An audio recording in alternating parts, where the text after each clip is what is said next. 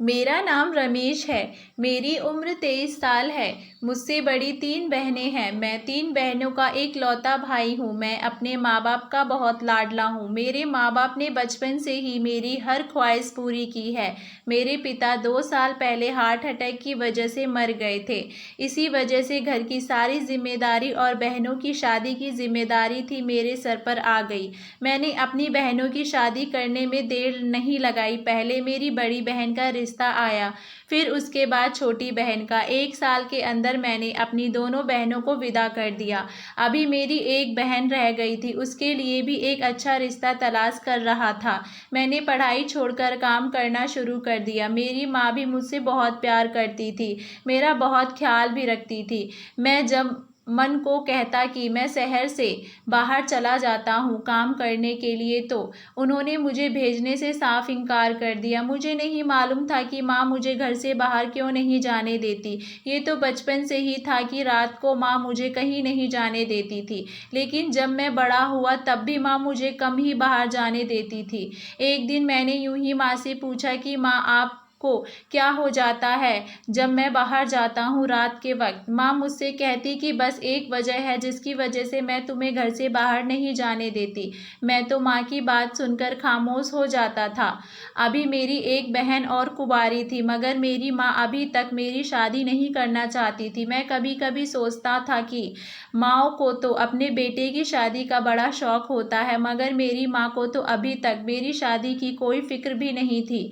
मैं तो बस माँ की इस पाबंदियों में फंसकर रह गया था। मैंने गहरी सांस ली। रात के वक्त मैं कमरे में बैठा हुआ था। अचानक ही मेरी तबीयत खराब लगने लगी।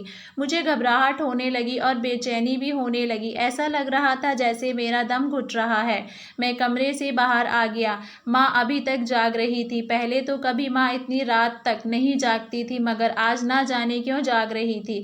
मैं आगे बढ़ के माँ के पास गया तो माँ मुझे देखते ही मेरी तरफ आकर परेशानी से पूछने लगी, रमेश तुम ठीक तो हो? मैं हैरान से माँ को देखने लगा। अभी मैंने माँ को कुछ भी नहीं बताया था कि मुझे कुछ हुआ है, तो फिर माँ को कैसे पता चला कि मैं ठीक नहीं हूँ? वो तो मेरे लिए परेशान ही हो गई। मैंने कहा माँ कुछ नहीं हुआ है, लेकिन माँ मुझसे कहने लगी, अगर कोई बात है तो बताओ। तुम इतनी रात को अपने कमरे से बाहर इस वक्त क्या कर रहे हो? तुम ठीक तो हो? मैंने माँ की तरफ देखकर इनकार से सर हिला दिया। मेरी तरफ देखकर माँ कुछ सुकून से हुई, लेकिन कोई बात तो ज़रूर थी, किसी वजह से मैं इतना परेशान हो गई थी। मैंने जब उनको कहा कि कुछ नहीं हुआ, तब जाकर माँ को कुछ सुकून मिला और वे कमरे में चली गईं। लेकिन मुझे खुद अपनी हालत का नहीं पता था कि मुझे क्या हो रहा था। कुछ भी समझ नहीं आ रहा था। काफ़ी देर तक मैं बाहर ही टहलता रहा। फिर मैं अपने कमरे में आ गया और सो गया। रात को ना जाने किस वक्त मेरी आंख खुली। मैंने देखा कि माँ मेरे पास ही थी। मैंने हैरत से माँ की तरफ देखा जो मेरे पास बैठी हुई थी। माँ को कुछ दिनों से ना जाने क्यों मेरी इतनी फिक्र लग रही थी। मैंने हैरत से माँ की तरफ देखा और कहा, माँ आप इतनी देर रात को यहाँ पर कैसे और क्यों मेरे पास बैठी हुई हो? आप अभी तक सोई नहीं, अब आप सो जाओ। माँ अपने कमरे में जाकर मैं ठीक हूँ। माँ ने मेरी तरफ देखा और कहने लगी, मुझे तुम्हारी फिक्र हो रही थी। मैंने कहा, क्यों, मुझे क्या हुआ है? मैं तो बिल्कुल ठीक हूँ। आप आराम से जाकर सो जाओ। उन्होंने मुझसे कहा, ठीक है मैं चली जाती हूँ, तुम अपना ख्याल रखना। तो माँ उठकर कमरे में चली गई। मुझे ऐसा लग रहा था जैसे मुझे बुखार हो रहा है और मेरे सर में बहुत तेज़ दर्द हो रहा था। अगले दिन तक मुझे बहुत तेज़ बुखार हो गया। माँ ने मुझसे कहा कि वे किसी तंत्र बाबा से मेरे लिए कुछ ले आएंगी। मैंने माँ से कहा, क्यों, मुझे ऐसा क्या हो गया है? पहले भी तो बुखार हो जाता, तंत्र बाबा के पास जाना ज़रूरी है क्या? तभी माँ ने मुझे डांटकर खामोश कर दिया और ज़बरदस्ती मुझे उस तंत्र बाबा के पास ले गईं और वे बाबा मुझे अजीब सी नज़रों से घूर रहा था। उसने मुझे एक गिलास पानी का दिया। जैसे ही मैंने वे पानी पिया, उसके बाद मुझे कोई होश नहीं रहा। जब मेरी आँख खुली तो मैं कमरे में अकेला था। माँ भी कमरे में नहीं थी। मैंने माँ को आवाज़ दी तो माँ कमरे के अंदर आई। मैंने माँ से कहा, ये कौन बाबा था? माँ मुझे कहने लगी, इन्होंने एक दवाई पिलाई थी जिससे तुम जल्दी ठीक हो जाओगे। मैंने इनकार में सर हिलाया क्योंकि मुझे इन सब पे कोई भरोसा नहीं था। मैं इन मनगढ़ंत लोगों को नहीं मानता था। इस वजह से माँ कमरे से चली गई। उस दिन के बाद माँ का अजीब सा रवैया हो गया था। मैं जब भी उन्हें कुछ कहता वे इस काम को उल्टा कर देती। वे तो मेरी कोई भी बात नहीं सुनती थी। जब भी उन्हें मैं कहता कि मुझे कहीं जाना है तो गुस्सा कर जाती थी। मुझे तो उनकी कुछ समझ नहीं आ रहा था कि आखिर उनको क्या हो गया है। एक दिन ऐसे ही मुझे गुस्सा आ गया और मैंने माँ को गुस्से में कह दिया कि आप मेरी कोई बात सुनती ही नहीं हो, आप मेरी कोई बात मानती भी नहीं हो। मुझे भी अब आपसे कोई बात नहीं करनी है। उस दिन के बाद माँ मुझे कहने लगी कि वे जल्द से जल्द मेरी शादी करना चाहती है। मैं तो उनकी ये बात सुनकर चौंक ही गया था कि कभी उन्होंने मेरी शादी का जिक्र तक नहीं किया और वे अब मेरी शादी करने की बात कर रही हैं। आज से पहले उन्हें कभी मेरी शादी का कोई ख्याल भी नहीं आया था, लेकिन अब उन्हें यूं अचानक से मेरी शादी का ख्याल आ गया था। मुझे तो कुछ समझ नहीं आ रहा था। माँ की सारी बातें मेरी समझ से बाहर थी। अचानक मेरी शादी क्यों करना चाहती हैं? एक दिन मैं खाना खा रहा था और मेरी बहन के साथ फ़ोन पर लगी हुई थी। उसे बातें कर रही थी। उन्हें जैसी लड़की ढूंढनी थी ढूंढ ली। अब बस दुआ करना कि घरवाले मान जाएं। मुझे लगा पता नहीं किसके बारे में बात हो रही है, किसकी शादी की बात हो रही है। समझ नहीं आ रहा था कि माँ किस लड़की की बात कर रही हैं। जब माँ फ़ोन काट कर मेरे पास आकर बैठी तब मैंने उनसे पूछा कि आखिर किसके रिश्ते की बात हो रही है। माँ ने मुझे बताया कि मेरे मामा के एक दोस्त की बेटी है जो बहुत ही सुंदर है, उसी के रिश्ते की बात हो रही है। वे भी मेरे लिए एक चौंक गया। उसके रिश्ते की बात तो पहले भी चल रही थी, लेकिन माँ को तो और लड़कियां देखने की फुर्सत ही नहीं थी। वे तो बस एक ही लड़की के पीछे पड़ गई थी। हजारों लड़कियां भी थीं, मगर माँ को वो ही एक लड़की चाहिए थी और माँ उसी के साथ मेरी शादी करना चाहती थी। एक दिन मेरी बहन से बात हुई थी। मैंने उसे कहा कि मुझे भी तो वे लड़की दिखाओ जो माँ ने पसंद की है और उसी के साथ मेरी शादी करना चाहती है। आखिर मैं भी तो देखूं कि वे लड़की कौन है जिसके सिवा माँ को कोई दूसरी लड़की पसंद नहीं आती। मेरी बहन कहने लगी, भैया माँ ने तुम्हें सख्ती से मना किया है कि आपको वे लड़की नहीं दिखानी है, कुछ भी हो जाए। मैंने हैरत से कहा, क्यों भाई, शादी से पहले तो एक बार लड़की को देखूंगा ही। ये माँ की कैसी जिद है, क्या अब मैं लड़की को भी नहीं देख सकता? अपनी बहन की बात सुनकर मुझे हैरानगी हो रही थी। वे मुझे सख्ती से मना कर रही थी कि कुछ भी हो जाए लड़की नहीं देखनी है। भैया को आखिर ये बात हुई थी, मेरी जिसके साथ शादी होनी है उसे देख भी नहीं सकता था। ये बात बहुत अजीब थी। मुझे इस बात का मतलब बिल्कुल भी समझ नहीं आ रहा था। मैं कोई पागल था जो बिना देखे ही लड़की से शादी कर लेता। रात का वक्त था, मैं कमरे में बैठा हुआ था। मुझे कुछ समझ नहीं आ रहा था कि मैं क्या करूं। आखिर में मैं उठा और माँ के कमरे में चला गया। वे मुझे देखकर कहने लगी, क्या हुआ है, तुम्हें परेशान लग रहे हो? माँ के पास जाकर बैठ गया और मैंने माँ को कहा, मुझे बताइए आप मेरी शादी किसके साथ कर रही हैं? मुझे उस लड़की को देखना है। माँ मुझे देखकर कहने लगी, क्या हो गया अचानक से तुम्हें? मैंने बस एक कह दिया है ना कि जिस लड़की के साथ मैं तुम्हारी शादी करना चाहती हूँ तुम उसे नहीं देख सकते। मैंने हैरत से कहा, क्यों नहीं देख सकता? कोई तो वजह होगी। लेकिन माँ ने मुझे कहा कि वे मुझे किसी भी कीमत पर नहीं दिखाएंगी। मुझे कुछ समझ नहीं आ रहा था कि माँ को क्या कहूँ।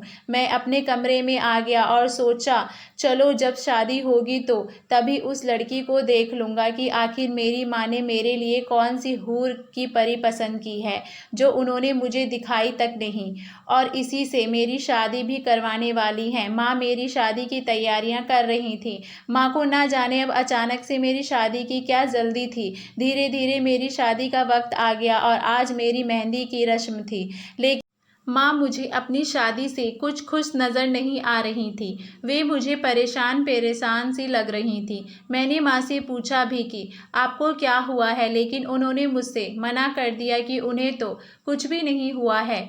जब फंक्शन ख़त्म हुआ तो मैं कमरे में आ गया। मुझे ऐसा लग रहा था जैसे मेरा दम घुट रहा है। मुझे ना जाने क्या हो रहा था। मैंने पानी पिया मगर फिर भी ना जाने क्या हो रहा था। मैं माँ के कमरे में गया, मुझसे चला तक नहीं जा रहा था। मैं बहुत मुश्किल से माँ के कमरे तक गया। माँ मुझे देखकर हैरान हो गई थी और कहने लगी, क्या हुआ है, क्यों परेशान हो तुम? मैंने माँ को कहा, मुझे ना जाने क्या हो रहा है। मुझे कुछ समझ नहीं आ रहा है कि मैं क्या करूँ। मेरी तबीयत कुछ ठीक नहीं लग रही है।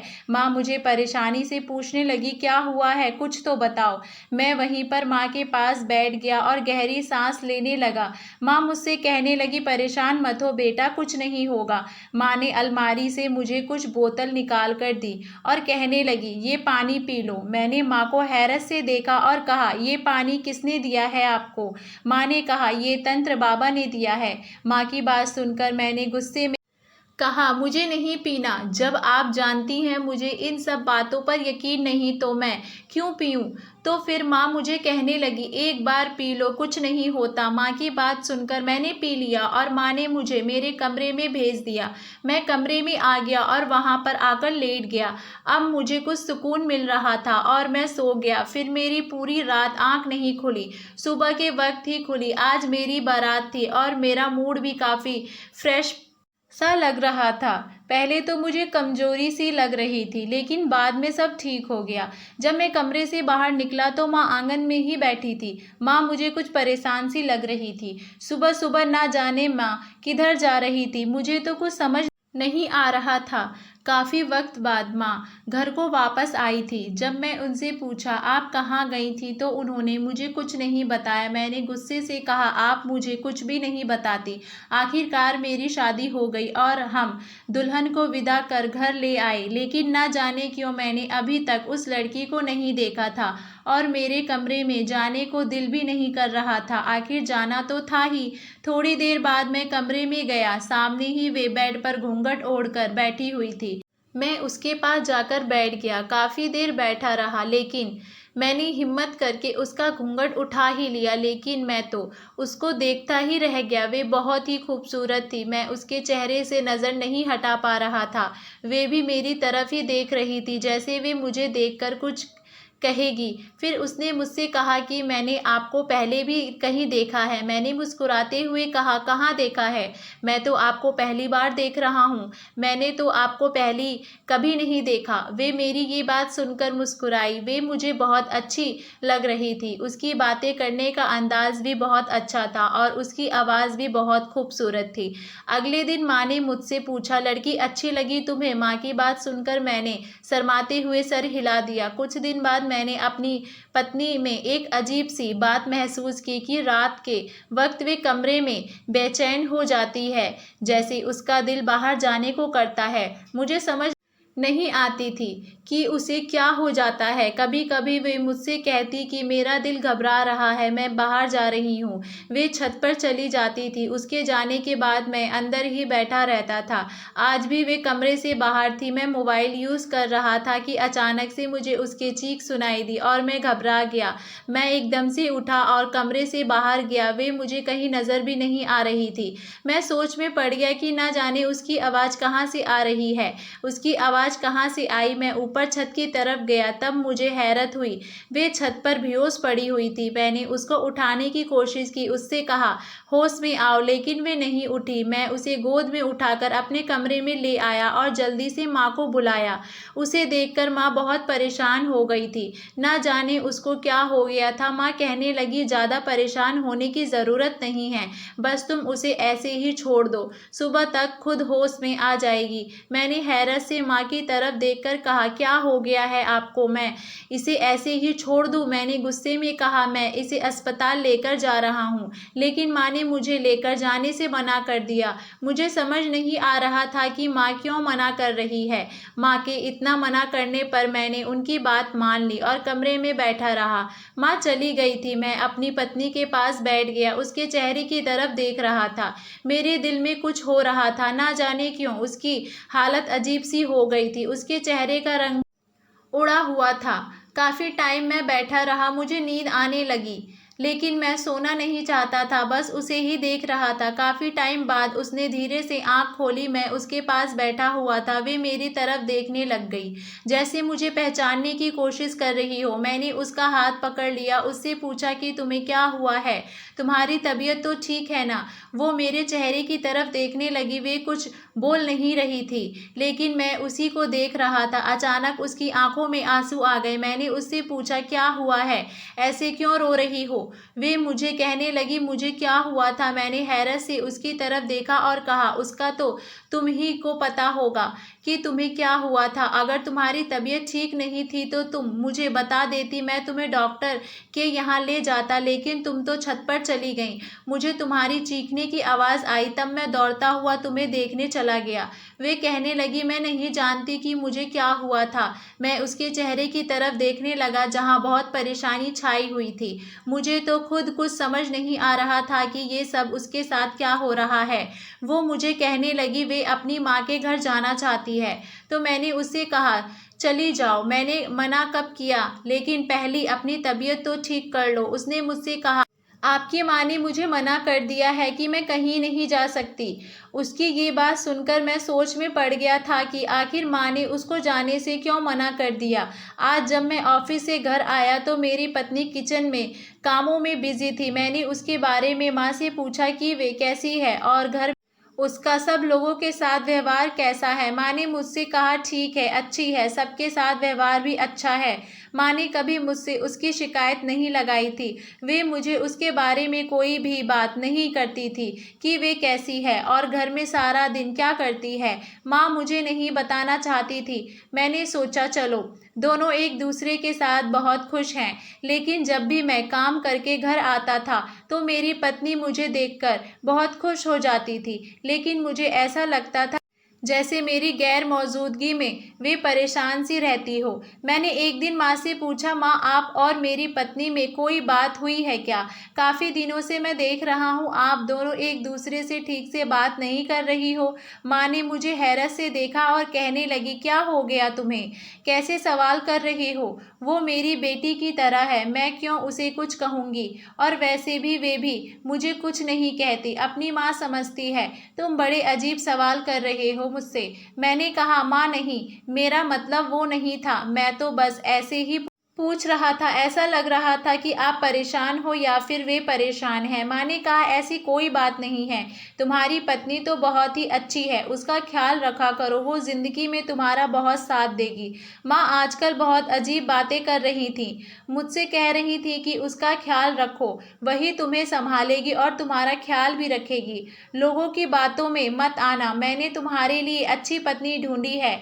मुझे समझ नहीं आती थी कि वे ऐसी बातें क्यों करती हैं। समझ तो मुझे उस दिन आई जिस दिन माँ का देहांत हो गया। एक दिन अचानक ही माँ की तबीयत खराब हो गई। माँ शुगर की मरीज थी। उनकी शुगर बहुत ज़्यादा हाई होने की वजह से उनकी मौत का कारण बन गई। मुझे तो यकीन नहीं आ रहा था कि माँ मुझे छोड़कर चली गई हैं। मुझे ऐसा लग रहा था मेरा सब कुछ ख़त्म हो गया है। मेरी बहन भी बहुत रो रही थी, लेकिन वक्त गुजरने के साथ सब को अपने घर चले गए। लेकिन मेरी नज़र माँ को हमेशा घर में ढूंढती थी। माँ जिस तरह से मुझ पर गुस्सा किया करती थी, मुझ पर प्यार किया करती थी, मेरी फ़िक्र किया करती थी, शायद ऐसा फ़िक्र और ऐसा प्यार मुझे कोई नहीं दे सकता था जैसे माँ करती थी। माँ के बिना मुझे घर काट खाने को दौड़ता था। मैं घर में माँ को ढूंढता, लेकिन वे मुझे कहीं नज़र नहीं आती। मैं माँ के गम में बहुत खो गया था। लेकिन जब कुछ दिनों बाद मैं माँ के गम से बाहर संभल पाया तो मुझे पता चला कि मुझसे ज़्यादा दुख तो मेरी पत्नी को है, मेरी माँ के मरने का। वे अक्सर खुद में ही खोई हुई रहती थी। मैं जब भी उसे पुकारता था वे ना जाने कहाँ खोई हुई होती थी। आज भी वे कामों में इधर किधर बिजी थी कि मैं उसे बहुत देर से आवाज़ दे रहा था, लेकिन वे मेरी आवाज़ ही नहीं सुन रही थी। मैं उसके करीब गया, मैंने उसके कंधे पर हाथ रखा तो वो एकदम से डर गई और मेरी तरफ देखने लगी। मैंने उससे पूछा, इतना क्यों डर रही हो, क्या हुआ है? कोई भूत नहीं हूँ मैं। वे अपने इर्द गिर्द देखने लगी। मैंने उससे पूछा, क्या हो गया तुम्हें? इतनी परेशान क्यों हो रही हो? मैं ही तो हूँ, कोई और नहीं यहाँ। उसने मेरी तरफ देखकर कहा, वे आपकी माँ ने।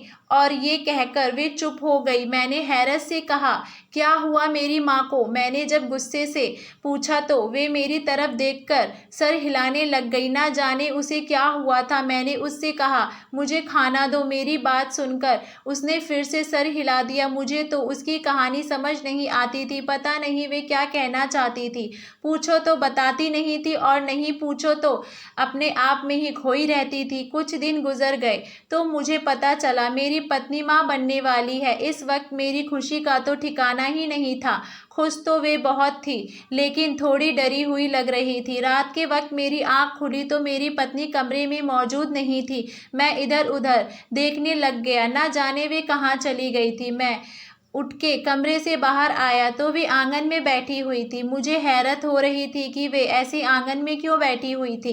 जब मैं उसके पास जाकर बैठा तो ऐसा लग रहा था जैसे वे कहीं से चलकर आ रही हो। उसकी सांस फूल रही थी, उसके चेहरे पर पसीना था। मुझे हैरत हो रही थी वे इतनी रात को कहाँ गई थी। उसने एक चादर भी ओढ़ रखी थी। मैंने उससे पूछा, तुम कहाँ गई थी? तुम्हारी सांस क्यों फूल रही है? वे मुझे देखकर कहने लगी, मैं तो कहीं भी नहीं गई थी। मैंने कहा, फिर ये सब क्या हो रहा है तुम्हें?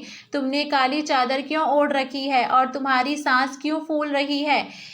इससे साफ पता चल रहा है कि तुम कहीं गई हुई थी। वो कहने लगी, नहीं, मैं कहीं नहीं गई थी। मुझे कहाँ जाना था? मैं कहीं भी नहीं गई थी, ना ही मुझे कुछ पता है। मैं तो बस ऐसे ही कमरे से बाहर आकर बैठ गई। कमरे में मेरा दम घुट रहा था और दिल भी घबरा रहा था और अभी सर्दी लग रही थी, इसी वजह से मैंने ये चादर ओढ़ रखी है। उसकी बात सुनकर तो मैं हैरत में चला गया, लेकिन उसे इतनी गर्मी में ठंड क्यों लग रही थी, ये बात मुझे कुछ बहुत अजीब लग रही थी। मैं उसे कमरे में लेकर आ गया, उसके चेहरे की तरफ देखने लगा। वे बहुत घबराई हुई लग रही थी। मैंने उसका हाथ पकड़ा तो उसके हाथ बिल्कुल ठंडे पड़े हुए थे। मैंने उसको फिर पानी दिया, वे पानी पीकर सो गई। कमरे से बाहर आ गया और उसके बारे में सोचने लगा। जब से मुझे उसके बारे में पता चला था कि वे माँ बनने वाली है, उसके बाद से वे बहुत अजीब हो गई थी। मुझसे दूर दूर भी रहा करती थी। मुझे कभी ऐसा लगता था जैसे वे मुझसे दूर ही रहना चाहती है, शायद वे मेरे पास नहीं रहना चाहती। मेरी तो कुछ समझ में नहीं आ रहा था कि मैं इसका क्या करूं, लेकिन मुझे उससे मोहब्बत हो गई थी। मैं उस पर गुस्सा भी नहीं करना चाहता था, ना ही उससे कोई बात बोल पाता था। मुझे बहुत बुरा लगता था जब मैं उसे डांटता था या फिर उसे कुछ कहता। कुछ देर बाद जब मैं कमरे में गया तो मुझे ये देखकर हैरत हुई कि वे अपने ऊपर पानी डाल रही थी। मैंने गुस्से में कहा कि क्या कर रही हो, पागल हो गई हो क्या? वो अपने ऊपर ठंडा पानी न जाने क्यों डाल रही थी। वो मुझे कहने लगी, मुझे बहुत गर्मी लग रही थी तो इसीलिए मैं ये पानी डाल रही हूँ। मैंने उसे पानी डालने से मना किया, लेकिन वे तो अपने ऊपर पानी लगातार ही डाले जा रही थी। मैंने गुस्से में कहा, रुक जाओ पागल लड़की, ये क्या पागलपन है? बंद करो ये सब। उसने सारा पानी अपने ऊपर डाल लिया। मैं तो कमरे का बुरा हाल होता हुआ देख रहा था। वह गहरी सांस लेने लग गई। मुझे कुछ समझ नहीं आ रहा था मैं उसका क्या करूं। मैं उसकी बाजू पकड़कर दूसरे कमरे में ले आया और उसे कहा, बैठो यहाँ, बैठकर आराम करो। इतनी रात को ना जाने क्यों पागलपन तुम्हें सूझ रहा है। उसके बाद मैंने उससे कहा, जाओ, जाकर अपने कपड़े चेंज करो। और हम दूसरे कमरे में जाकर सो गए। सुबह हुई तो मेरी पत्नी किचन में खड़ी नाश्ता बना रही थी। मैं उसकी तरफ देख ही रहा था। वे बहुत सादगी से अपने काम में मगन थी। मैंने एकदम से उसे बुलाया तो डर गई और अचानक ही कुर्सी पर बैठ गई। मुझे हैरत हुई, मैंने इतनी ऊंची आवाज़ में भी उसे नहीं बुलाया था कि वे इतना डर गई। मैंने कहा, तुम ठीक हो? वो नहीं, मैं सर हिलाने लगी और कहने लगी, मुझे नहीं लगता मैं कभी ठीक भी हो सकती हूँ या नहीं, मैं बहुत गलत हूँ। मुझे उसकी बात समझ नहीं आ रही थी कि आखिर वे क्या कहना चाहती है। खैर, मैं ऑफिस चला गया और काम में इतना बिजी हो गया था कि मुझे किसी चीज़ की खबर नहीं रही। जल्दी से सारा काम करने के बाद मैं घर की तरफ रवाना हो गया। घर आया तो देखा मेरी पत्नी गहरी नींद में सोई हुई थी। फिर वे काफ़ी टाइम बाद उठी, मुझे देखकर हैरान हो गई और कहने लगी, आप इतनी जल्दी कैसे घर आ गए? मुझे बता तो देते कि जल्दी आ जाओगे। आज मैं उसकी बातें सुन रहा था। वे सोई हुई शक्ल पर मुझसे बातें कर रही थी। मुझे उसकी ऐसी भोली भाली बातें सुनकर उस पर बहुत प्यार आ रहा था, पर मैंने उसकी किसी बात का जवाब नहीं दिया। बस मन कर रहा था कि उसको देखते ही जाऊं। आखिर मैंने उसे कहा, बस करो, तुम कितना बोलती हो। उसने कहा, आप मेरी बातों का जवाब नहीं दे रहे थे, इसीलिए मैं बोले जा रही थी कि किसी बात का तो जवाब शायद आप दे देंगे। उसकी बात सुनकर मैं मुस्कुरा दिया। मुझे उसका बोलना बहुत अच्छा लग रहा था, लेकिन आज की रात फिर उसने वही किया जैसा वे हर रात करती थी। ठंडा पानी अपने ऊपर डालने लग गई और कहने लगी, मुझे बहुत गर्मी लग रही है। मैंने हैरत से उसकी तरफ देखा और कहा, चलो मैं तुम्हें डॉक्टर के पास लेकर जाता हूँ। मेरी बात सुनकर वो एकदम से घबरा गई और मुझे कहने लगी, नहीं, मुझे डॉक्टर के पास नहीं जाना। मैंने उसकी तरफ देखकर कहा, क्या हो गया है? डॉक्टर के पास जाओगे तो डॉक्टर बताएगा आगे तुम्हारी तबीयत क्यों ठीक नहीं हो रही है, तुम्हें इतनी गर्मी क्यों सता रही है। लेकिन वे तो जाने के लिए तैयार ही नहीं थी, बहुत घबरा रही थी। मैं उसे बाहर से कमरे में लेकर आया। उसकी हालत बहुत बुरी हो रही थी। मुझे भी तो बहुत डर लग रहा था उसकी इन हरकतों की वजह से। अगर बच्चे को कोई नुकसान पहुंच जाता तो मैं फिर भी उसे दोबारा कहाँ कि चलो डॉक्टर के पास ले जाता हूँ। वे एकदम से गुस्से में कहने लगी, बस मैंने एक बार कह दिया ना कि मुझे डॉक्टर के पास नहीं जाना, फिर क्यों आप बार बार जिद कर रहे हो। उसने तो गुस्से में मना कर दिया, लेकिन मुझे बहुत परेशानी हुई थी। मैं घर से बाहर निकला और मोहल्ले की एक दाई के पास गया और उसे घर ले आया। मेरी पत्नी उस दाई को देखकर भी परेशान हो गई और मुझसे कहने लगी कि इसको कहो ये मुझे हाथ भी ना लगाए। मैंने फिर भी दाई को कहा, मेरी पत्नी को देखिए क्या हुआ है इसे। वे चेक करने लगी, मगर मेरी पत्नी बहुत घबरा रही थी। दाई ने मेरी पत्नी को बहुत ही अजीबोगरीब नज़रों से देखा और वे मुझे कहने लगी, तुम अपनी पत्नी को तलाक दे दो। मैं उस दाई की बातें सुनकर गुस्से में आ गया था। उस जाहिल अनपढ़ दाई की बातें सुनकर मेरी पत्नी की एकदम से आंखें फटी की फटी रह गईं। वे कहने लगी, नहीं, ऐसा नहीं हो सकता, ये तुम कैसी बातें कर रही हो, और घबराकर खूब रोने लगी। मैंने अपनी पत्नी को चुप कराया। उस दाई की बातें सुनकर मेरे तन बदन में आग लग गई। मैंने उसे बहुत बातें सुनाई और कहा, गलती हो गई जो आपको घर लेकर आ गया, जाइए, आज के बाद इस घर में मत आना। मैंने गुस्से में दाई को भेज दिया और उसे बहुत सारी बातें भी सुनाई। मेरी पत्नी उस दिन मेरे साथ चिपक गई और रोते हुए मुझसे कहने लगी, आप कभी भी मुझे मत छोड़ना। मैं हैरत से उसकी तरफ देख रहा था। वे बुरी तरह से कांप रही थी। मैंने उसे कहा, कुछ नहीं होता, मैं पास हूँ ना तुम्हारे, मैं भला तुम्हें कैसे छोड़ सकता हूँ। मैंने उसके आंसू साफ किए। ना जाने वो क्यों इतनी डरी हुई थी कि उसके हाथ भी कांप रहे थे। मैंने प्यार से उसको कहा, कुछ नहीं हुआ, मैं तुम्हारे पास ही हूँ। आज के बाद किसी भी दाई को घर लेकर नहीं आऊँगा।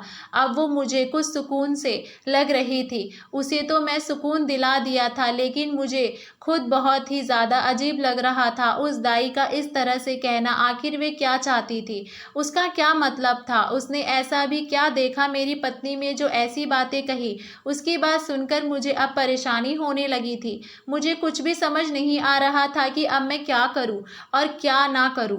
मैं कभी अपनी पत्नी को डॉक्टर के पास ले जाने को कहता हूँ तो उस पर भी वो मुझसे गुस्सा करती है, कहती है उसे कहीं भी नहीं जाना। लेकिन ना जाने क्यों वो कहीं भी नहीं जाना चाह रही थी। कोई तो वजह थी जो वे किसी डॉक्टर के पास भी नहीं जा रही थी। कुछ दिन बाद जब वो उस बात को भूल गई तो मैंने उससे कहा, चलो आज हम कहीं बाहर घूमने चलते हैं। तो वो तो बाहर जाने के लिए भी नहीं मान रही थी। मैंने उसे बड़ी मुश्किल से मनाया और उसे लेकर बाहर आ गया। थोड़ी देर बाद मैं उसे बातों बातों में बहाने से अस्पताल लेकर गया। अस्पताल देखते ही वे बहुत घबरा गई थी और मुझे कहने लगी, आप मुझे अस्पताल क्यों लेकर आए हैं, मुझे तो घर जाना है। मैंने गुस्से में कहा, अब तो तुम्हें अस्पताल ही जाना होगा मेरे साथ। मैं उसे अस्पताल के अंदर ले आया और डॉक्टर को उसके बारे में सब बता दिया। डॉक्टर मेरी पत्नी को अजीबी गरीब नज़रों से देख रहे थे। जब डॉक्टर रूम से बाहर आए और मुझे देखकर कहने लगे, क्या ये आपकी पत्नी है? मैंने सीरियस होकर उनकी तरफ देखकर कहा, जी मैं लाया हूँ तो मेरी ही पत्नी होगी। वे मुझे कहने लगे कि आपकी पत्नी का ये इलाज नहीं है, इनका तो कोई और ही इलाज है, लेकिन बाकी बातें मेरे दिमाग में बैठ गई थी। मेरी पत्नी मुझसे पूछने लगी, क्या हुआ है, डॉक्टर ने क्या कहा? मगर मैंने अपनी पत्नी से झूठ कहा, नहीं, उन्होंने तो मुझे कुछ नहीं बताया। बस इतना कह रहे थे कि आपकी पत्नी काफ़ी कमज़ोर है, इनका ख्याल रखा करो। वे मुझे देखे जा रही थी और कहने लगी, आप झूठ क्यों बोल रहे हो? उसकी बात सुनकर मैंने कहा, नहीं, ऐसा कुछ नहीं है। फिर हम लोग घर आ गए, लेकिन फिर से उसने वही काम किया। मुझे आज गुस्सा आ गया था, मैं पानी उठाकर फेंकने लग गया। तो ये देखकर मुझे बहुत हैरत हुई, जैसे पानी में से किसी बूढ़े शख्स के बाल हो। मैं हैरत से वे पानी देखने लगा। वे डरते हुए मेरी तरफ देख रही थी। मैंने उसका बाजू पकड़ा और गुस्से में उसे पकड़कर कमरे में ले आया और बेड पर फेंकने वाले अंदाज में बिठाया। वे डरी हुई मुझसे देखने लगी और मैंने गहरी सांस ली और उससे कहा, मेरी तरफ देखो और बताओ, तुम्हारे दिमाग में क्या चल रहा है? मैंने गुस्से में कहा। उसने एकदम से मेरा बाजू पकड़ लिया और रोने लग गई। मैंने गुस्से में कहा, मुझे बताओ। वो कहने लगी, आपकी माँ ने मना किया था। मैंने हैरत से कहा, क्या मतलब, क्या मना किया था माँ ने तुम्हें? माँ तो अब इस दुनिया से चली गई हैं। वे मुझसे कहने लगी, मैं बस बताती हूँ, जैसा आप हैं मैं भी वैसी ही हूँ। मैंने हैरत से कहा, क्या मतलब है?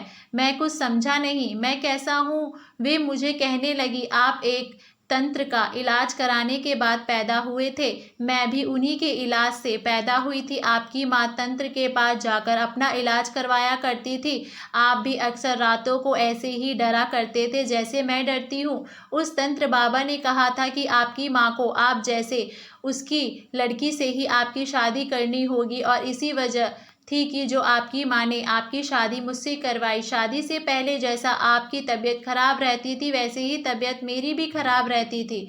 हम दोनों की हालत एक जैसी ही थी। जब हमारी शादी हुई थी तब आपकी माँ ने मुझसे कहा था कि ज़िंदगी में कुछ भी हो जाए, कोई भी अच्छी खबर हो या बुरी खबर हो, उस तंत्र के पास जरूर जाना। उस बाबा ने मुझसे कहा था, उन्होंने मुझसे कहा, अगर तुम किसी दाई के पास जाओगी या डॉक्टर के पास जाओगी तो वे तुम्हें गलत ही समझेंगे। इसी वजह से 9 महीने से पहले किसी के पास मत जाना। मैंने अपनी पत्नी की बातें सुनी और गहरी सांस भरी। अब मुझे माँ की बातों की भी और उनके रवैये का भी समझ आ रहा था कि वे मुझे क्यों उस बोतल का पानी पिलाया करती थी। उसने मुझे बताया कि ये पानी भी उन्होंने ही उसको डालने के लिए कहा था। वे बताते हुए बहुत रोने लगी थी। मैंने उसे अपने सीने से लगा लिया और कहा, रोना बंद करो, सॉरी, मैं तुम्हें गलत समझ बैठा था। वे बुरी तरह से रोए जा रही थी। मैंने उसके आंसू साफ किए और फिर से सॉरी कहा। वे मुझे कहने लगी, आप भी अपनी जगह पर बिल्कुल ठीक थे। आपकी जगह और कोई भी होता तो मुझे पागल ही समझता। मुझे लगा था कि आपकी माँ ने आपको ये सब कुछ बता दिया होगा, इसी वजह से मैं आपको कुछ बताना नहीं चाह रही थी। मैंने उससे कहा, चलो अब सब कुछ बता दिया है ना, अब कभी तुम पर शक नहीं करूँगा। उसके बाद मैं उसका बहुत ख्याल रखता था। फिर हमारे घर में एक बहुत प्यारी सी बेटी ने जन्म लिया और हम अपनी ज़िंदगी में बहुत खुश हैं। दोस्तों, उम्मीद करती हूँ आपको हमारी कहानी पसंद आई होगी। कहानी पसंद आई है तो वीडियो को लाइक करें। अगर चैनल पर नए हैं तो चैनल को सब्सक्राइब